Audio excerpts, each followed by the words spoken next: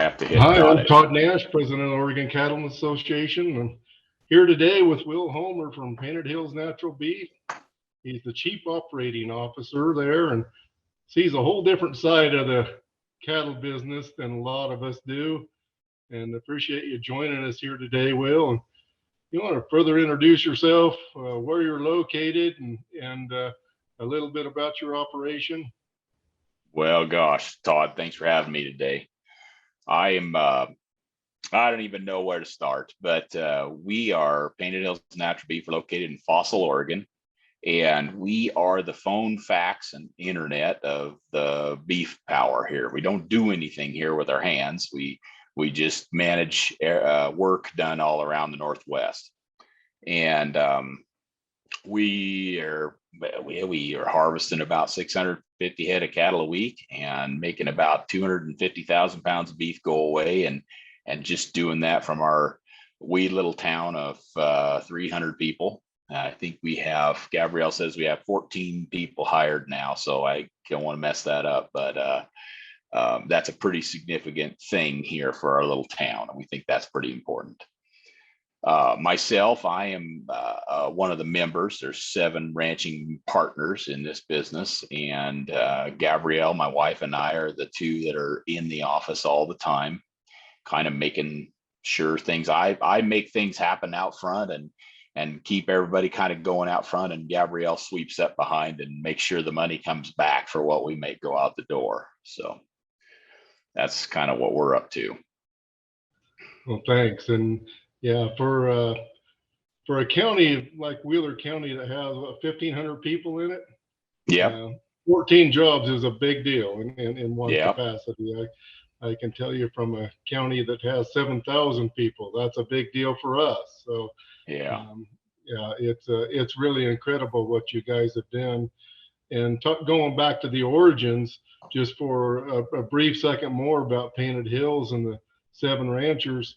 You guys were a little bit tired of being price takers, and you decided to go out and make your own market in some fashion there, and that was a bold move. And I think if you can do it from Fossil, Oregon, I wouldn't say that anybody can do it, because I know the Homers, and you are an incredible family, and you've treated me like family. You've treated everybody that's been involved with you like family, and I think that lends to part of your success. So we try. We know yeah. how important it is. Producers and good cattle, and it all starts at the bottom like that. So absolutely. Well, 25 years. We're getting ready to celebrate our 25th anniversary, and 25 years ago, the cattle business, I looked it up because I didn't believe Dad at the time, but the fat cattle price hit a low of 58 cents a pound. And at that point, things were tough. And it brought many producers in the county, in Wheeler County, together. And there was a gentleman in Mitchell Country that was kind of practicing, and the first of the holistic management practices. And lots of folks were coming in the room and chatting it and talking it over.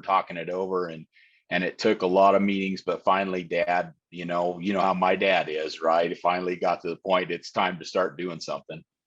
And so they did premium beef at the time, and Painted Hills premium beef, and found out the market was pretty cold to doing anything different.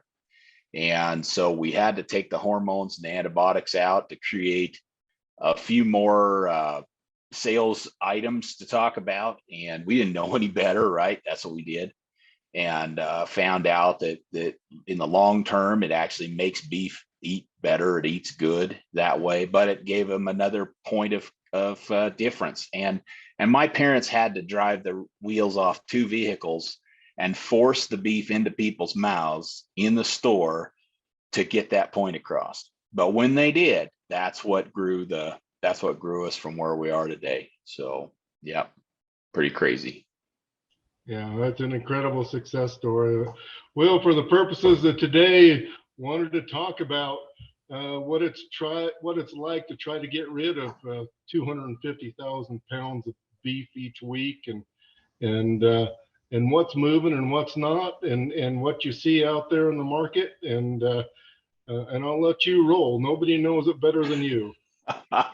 Well, well, what a difference an hour makes in this business. It's almost that fast, but it does. Seasonality is huge, and in fact, this year, I've been crying. Kind of probably the last time you saw me, I was crying the blues a little because we went through a typical spring, cold and wet and slow, and middles didn't take off, and we've gone through a couple springs where it's been nice and warm. And so we've been through a spring where it's cold. Well, about the 1st of July, which is typically a month late or maybe 2 months late, all of a sudden the strip loin price popped the other day. So strip loins are starting to move a little bit. The weather warmed up, the grills are going. That's a good thing as we head towards what we would typically call the dog days of summer. But everything is seasonal, and it is crazy. I would say that a really good grocery store would buy. I probably should tell you this first. I guess I should back up and explain that. When we disassemble a steer, we turn him into about 29 different SKUs, 29 different items. From the tri-tip to the flank to the chuck roll and the chuck tender and the outside skirt and all those things. And a really good grocery store, maybe buys 25 to 50 boxes twice a week. They probably use 7 of those SKUs, and they'll buy 1 to 2 boxes of each SKU, except for the item that's on ad. The item that's on ad, if it's a good store, will buy 10 to 20 boxes. So that's a typical grocery flow. And those 7 items will change as the season goes through. So I just told you about how the strip loin's popular today. The strip loin will fall clear to sleep by the time we get to September and October, November, and I'll be begging to sell them somewhere. But by then we'll be back into the ribeye, and it'll be hot item, and maybe a chuck roll will be hot somewhere in between there. And you just have to blend the customers together. We are lucky enough to have a lot of different customer groups and have those ads I mentioned scattered around. So the first guy to the trough wants to do chuck rolls on the 3rd week in August, he might get them, but the last guy to the trough, we're going to push him to sell something, maybe a bottom round, or come on, take a top sirloin or something like that. There's just a game you play with lots of them, and I think that it really helps that we are diverse in our customer group, and we are all over the place, so we can scatter those items out and push and pull and shove. There was a time in our past when we were just little, you could have a ribeye on special, but you got to take 2 boxes of top rounds, or you got to take 2 boxes of eye rounds, or yeah. I'm not that pushy. I need to be that pushy some days, but I'm not that pushy. So it's I could just rattle on forever, Todd. So raise your hand when you want me to stop. But well, I know you can, and it's all good information. And I can remember back in 2003, first time I met your dad, and he came up to Wallowa County, and he had a little cooler full of, I think it was New York's, and he grilled them up, and he knows how to grill them just right, and they taste good. And he gave his spiel, and I committed 86 cattle to Painted Hills the next year. But I'd never fed cattle through before, and never seen what the cutout was, never seen what the health ramifications were on the other side. Never saw the breakdown of how detrimental it is to have a select versus a choice. And it was a huge eye opener for me. And for those people that haven't fed cattle, it's amazing the difference of what a vaccine protocol or how you handle your cattle, the genetics you put into them.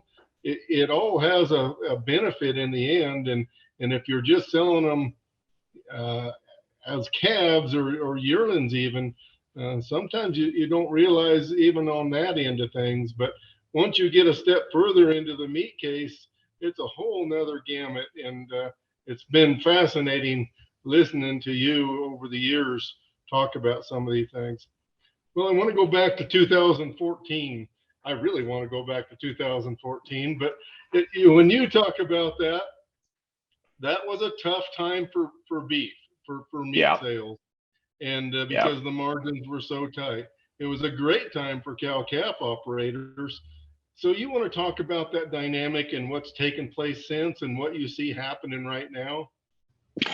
Well, mostly it's just feel and noise I hear on the industry, but I know in 14, the big guys protected themselves with the price. I'm an idiot. I don't necessarily set my price based on the USDA and just walk away and let somebody else make that choice. I use my own pricing, and I had no idea what was going on. And so in 2014, the big packer, they managed to hold their selves together, but they ran out of things to do. Kind of like they ran out of cattle to harvest, just like when Chevrolet ran out of cars to sell when all they built was a Suburban, right? So remember that year?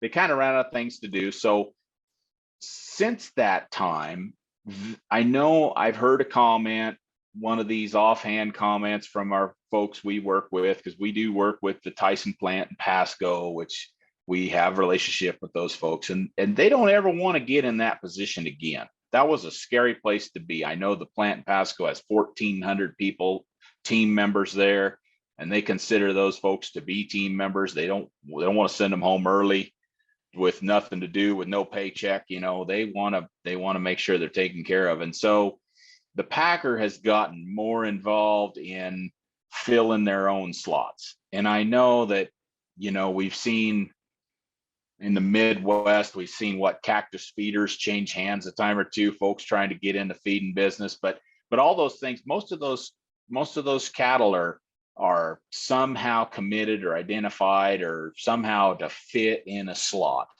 and they just don't want to get caught like that again. And that's the biggest part that's going on right now. I think that's the part where there's a group that can't get their cattle sold. I think they're the guys that are kind of left out of those slots, and they're waiting for that hole in processing to kill those cattle that they used to be able to count on. And I don't think that's there, especially not now. For some reason, there's huge numbers on feed. Well, because of drought, I suppose, but those numbers are huge. And I don't know, yeah, it's crazy. Yeah, yeah, it is crazy. And one of the things we don't see much here of is negotiated trade for live cattle. A little bit in the Midwest, some in Kansas, the Southern Plains, and down, but virtually none here in the Northwest. And so those guys are going out in those video sales like right now. And I know you participated there in Western Yeah. Video. I saw you guys on Facebook there, and Gabrielle bidding her first bunch of cattle, and Yeah. yeah, and so that's how they're filling those slots ahead of time is through those sales rather than trying to get them once they're fat. Is that right? Well, I could probably share. I'll probably get in trouble, but anyhow, I can't share with my guys I know in the Tyson table next door. They left on day 2. They said they must have said they were all too high, so, but yeah, I think that, pretty much as you go around the Northwest and you think about feed yards, they're going to be full of cattle that have a plan, and there's only 2 places to go. So as you think about negotiation out here, there's only 2 places to go, and there's a lot of freight to go anywhere. So yeah, we're kind of the first. I can see why we're kind of left out of that deal. I do wear 2 hats. I was thinking about this the other day. I wear 2 hats. I own a feed yard, and we own cattle here, so I see returns on cattle, and we sell beef and make it go away. I wear all the hats, and we have a premium for cattle we buy. We pay for cattle on the rail, $250 a head for the cattle that make it into Painted Hills box. I don't think that's enough. I think in the Midwest, I think they're paying a lot more. As far as the packer, and paying for the beef to get it on the street, I think it's too much. So you can see I'm kind of tied between the two. I have gotten caught buying a few cattle live before, and I definitely sure I pay too much then, because just as you mentioned earlier, that risk of the selects and the no rolls or the blood shots and all those things, they make that cost of mine quite a bit higher than I would expect it to be. So as we talk about negotiated or buying them on the hoof, I would have to pay less if I bought them all on the hoof and I took all that risk myself. That would just be that would increase my cost of goods. So I would push the opposite side. Instead of saying I want to pay you more premium for the cattle I get to put in the box, I would say no, I don't want to pay as much because I'm going to take the risk of those live cattle. Kind of back full circle to what you mentioned with the protocols back at the ranch. Yeah. Yeah. Well, we'll, in an effort to keep this to a timeline that people can pay attention to and not to eat up their entire day, I'm gonna wrap this up. You have some closing thoughts for producers out there that are maybe thinking about trying to do something like what you've done, or maybe even if they don't want to do that, if they want to try to get more for their cattle, what's your advice? Well, I think they're doing a good job with the folks now that are using up the small slaughter plants and selling their own beef, telling a good story. That's a good thing. That's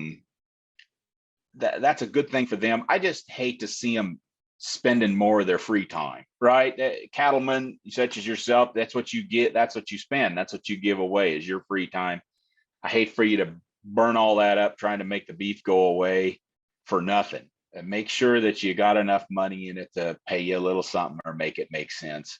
But that's good. Take advantage of that consumer's new awareness of trying to buy local or trying to buy from the guy down the street. Take advantage. I'm with you. Take advantage of that.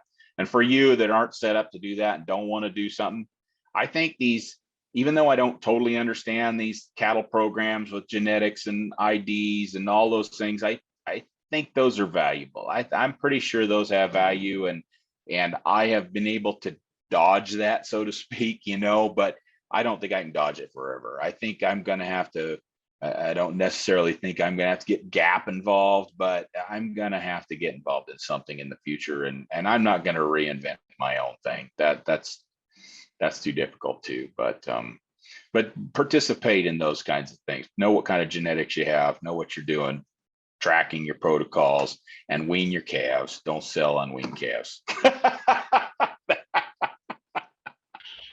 All right. Well, I sure appreciate your time, and your mom and dad and Gabrielle just been a huge benefit to Oregon Cattlemen's. You guys have gone out of the market and been another player bidding on cattle, and it's had an impact. You've had an impact in Wheeler County. You've had an impact in the Northwest, and you guys stepped out and did something that a lot of us talk about, but really appreciate the time that you spent with us here today, and look forward to seeing you here real soon. Yeah, that's right. Sounds great. Well, thank you. I appreciate it. This has been fun. Yeah. All right. Have a good day. You too.